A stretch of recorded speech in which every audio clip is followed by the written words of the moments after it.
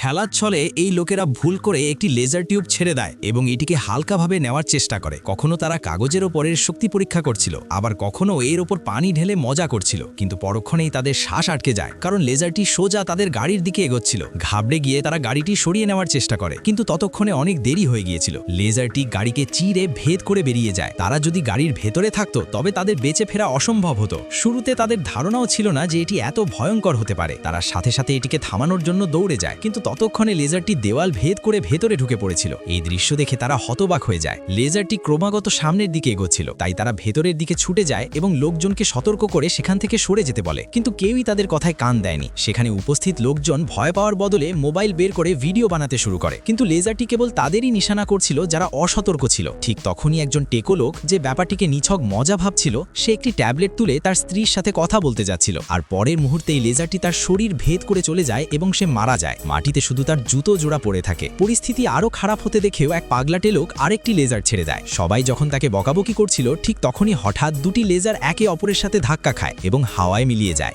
যার ফলে তাদের বিপদও কেটে যায়।